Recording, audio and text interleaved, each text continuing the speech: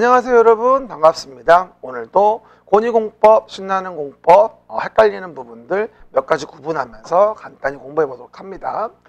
우리가 이제 도시를 관리하기 위한 계획에 대해서 요즘에 한참 배우고 있죠. 그래서 우리가 도시를 관리하기 위한 계획의 그림은 매번 드리는 거, 요거 도시계획 사업과 관련된 세 가지. 그래서 매번 얘기하죠. 시설사업이 있다, 개발사업이 있다, 정비사업이 있다 이러면서 도시계획 사업 배웠고요. 게다가 토지 이용을 규제하기 위해서 우리가 토지 이용 규제를 위한 용도 지역하고 지구하고 구역이라는 걸 정하게 됩니다. 우리가 대부분들이 오해하지 말 게 뭐냐면 용도 지역은 서로 중복되지 않게 도관농자라고 해서 우리가 배웠잖아요. 그렇죠? 그 다음에 용도 지역의 제한을 강화 완화하기 위해서 용도 지구를 정한다고 했고, 취재진의 보고에 의하면 경복궁에 화재가 발생했다고 지구를 외웠어요.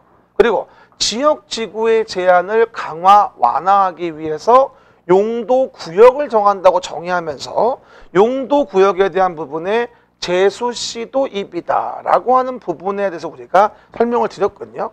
용도구역 정할 땐 제수시도입이답니다. 개발제한구역, 수산자원보호구역, 시가화주정구역, 도시자연보호구역, 입지규제 최소구역이라고 하는 5가지 용도구역이 있죠. 뭐 간단하게 우리가 그 권한자가 누군지 한 번 더 얘기하면 개발제한구역은 국장이고요. 그 다음에 수산자원보호구역은 해양수산부 장관, 시가화주정구역은 시도이지만 국가계획과 연결됐을 땐 국장이, 도시자연보호구역은 시도대장이, 그 다음에 해당 내용 부분에 입지규제 최소구역은 도시관리계획 결정권자가 일반적으로 정한다고 하는 거죠. 결정권자가 정한다는 말은 뭐가 되는 거예요? 시도, 대도시의 시장이 원칙이고 예외적으로 국장이 할 수도 있다는 거죠. 그래서 우리가 이 결정권자와 관련된 부분에 대해서 여러분들이 오해 소지가 있어서 한마디만 말씀드릴게요. 그러면 입지규제 최소구역은 결정권자가 정한다. 이 말은 뭐냐면 원칙은 누가 한다는 거예요? 시도, 대도시의 시장이 한다는 거고 예외적으로 국장이 할 때가 있다. 어떨 때? 국장이 직접 입안한 경우일 땐 국장이 직접 결정할 수 있잖아요. 그런 경우라면 국장이 할 수도 있겠죠. 그러다 보니 입지규제 최소구역을 결정권자가 정한다는 것의 의미는 뭐냐면 관리계획 결정권자의 원칙에 대한 부분에 대해서 원칙은 시도대장, 예외는 국장인데 국장은 직접 입안한 경우일 땐 직접 정할 수 있는 거니까 예외적으로 국장할 수도 있다는 거죠. 근데 우리가 이렇게 용도구역을 얘기하면서 항상 말하는 게 뭐냐면 그래 놓고 여기서 뭐가 나와? 용도구역 말고도 선생님 지구단위 계획구역도 있지 않나요? 여기요. 지구단위 계획을 만들기 위한 지구단위 계획구역도 있고요. 이거는 용도구역이 아닌가요? 물어보는 분도 굉장히 많아요. 봐요. 지구단위 계획구역은 용도구역이 아닙니까? 물어보는데 아니죠.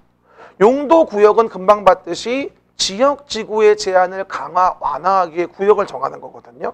근데 지구단위 계획구역은 뭐하죠? 정비사업이 이루어진 곳 등에 대해서 지구단위 계획을 만들기 위해 구역을 정하는 것이지 지구단위 계획구역은 용도지역, 용도지구의 제한을 강화, 완화하게 정하는 게 아니에요.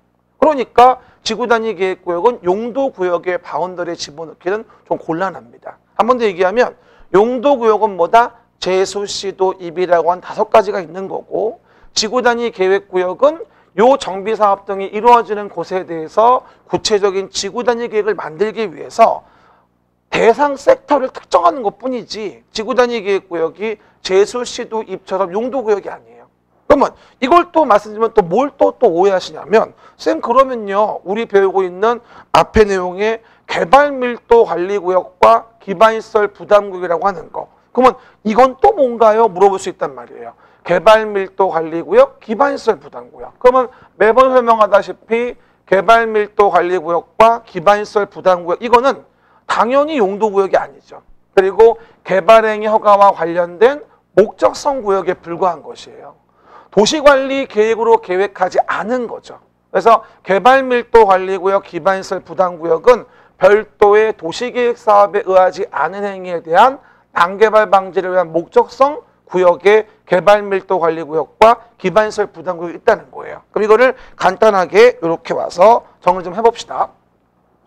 그럼 일단 이렇게 내용에서 보신다 한다면 서울시라는 도시에 대해서 서울시장이 도시를 관리하기 위해서 계획을 만들어 규제를 가해요. 그럴 때 일단 용도구역이라는 게 먼저 있죠. 지역 지구의 제한을 강화 완화하기 위해서 뭐라 했어요? 용도구역 정할 때는 제수시도 입이다 이랬거든요. 그래서 개발 제한 구역이 있고요. 수산자원 보호구역, 시가와 조정구역, 도시자연공원구역, 입지 규제 최소구역이 있습니다. 그리고 용도구역은 아니지만 지구 단위 계획이라는 거, 즉 서울시의 일부 지역에 대해서 뭐하죠? 토지 이용을 합리화하기 위하여 지구 단위 계획을 만들기 위해서 지구 단위 계획을 만들기 위한 지역적인 범주, 섹터를 정하는 지구 단위 계획 구역이 있고요. 거기서 뭐가 되죠? 지구 단위 계획 구역에서 지구 단위라는 것의 계획을 만들어서 요 동네에 토지 이용을 합리화해서 도로 등의 기반시설 배치 규모를 정하고 뭐하죠? 건축물 용도 제한, 건폐 용적률 등등을 정하면서 이와 같이 서울시 일부 지역에 대한 부분에 토지 이용이 합리화를 모색한다. 이건 지구 단위 계획 구역이에요. 그러면 구역은 뭐고?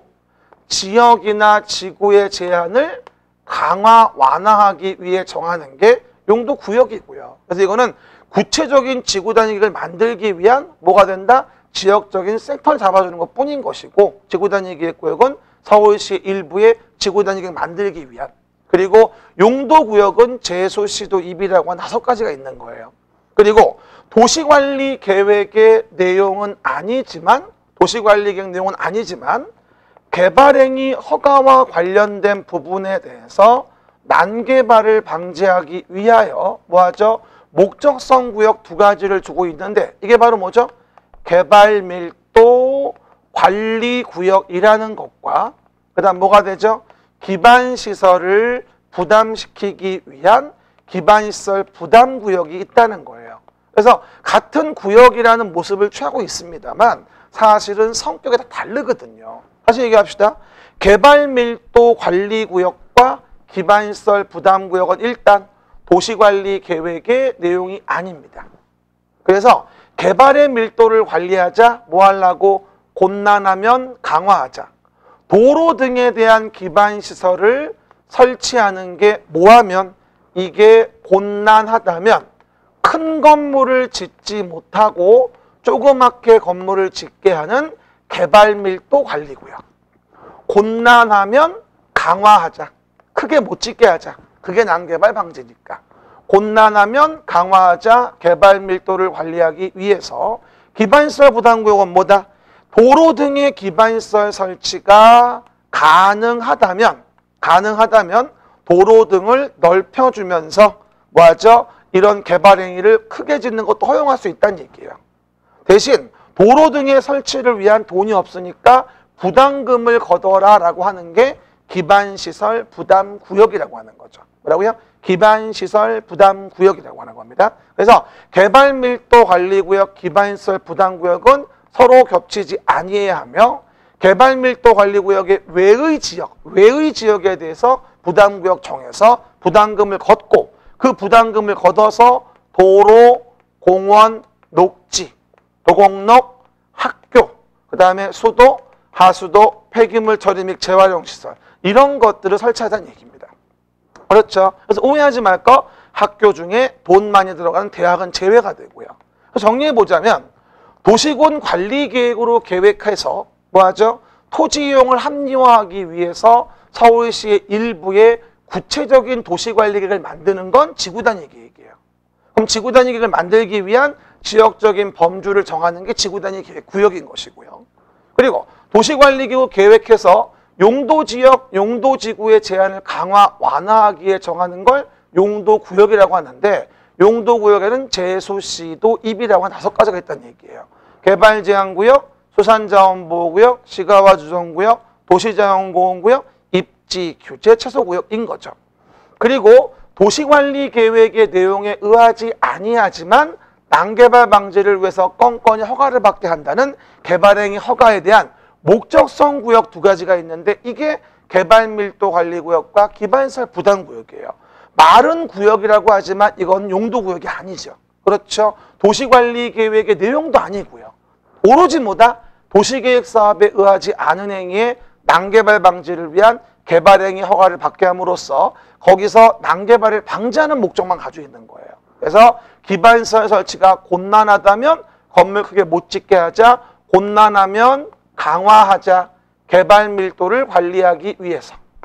그리고 개발 밀도 관리구역의 외의 지역에 대해서 기반시설 설치가 가능한 동네에는 기반시설에 대한 개발행위는 허용해 주되 그 기반시설 설치 가능하니까 허용해 주되 거기서 부담금을 걷어서 뭐하죠? 도공로, 학교, 수화폐를 설치하게끔 돈을 걷는다는 겁니다. 그래서 개발의 허가를 위한 난개발 방지를 위한 계획에 대한 건 도시관리계획 내용도 아니고 이건 용도구역의 내용도 아니라는 거죠. 그렇죠? 오로지 난개발 방지를 위한 목적성 구역인 거예요. 비스무리한 것 같지만 지구단위 계획구역과 용도구역의 제수시도 입과 개발행위 허가와 관련된 목적성 구역의 계획이는 그 내용과 포함관계라고 다르게 됩니다. 요거를 여러분들이 우습게 보지 말고 좀 구분을 하시면서 내용 등을 정리를 해보셔야 됩니다. 그래서 오늘 여러분하고요. 용도구역 비롯한 지구단위 계획구역 그리고 개발행위 허가와 관련된 목적성 구역 몇 가지를 좀 간단히 구분해 봤어요. 네, 오늘도 수고하셨고요. 열공하세요. 코로나 조심하시고요. 감사합니다.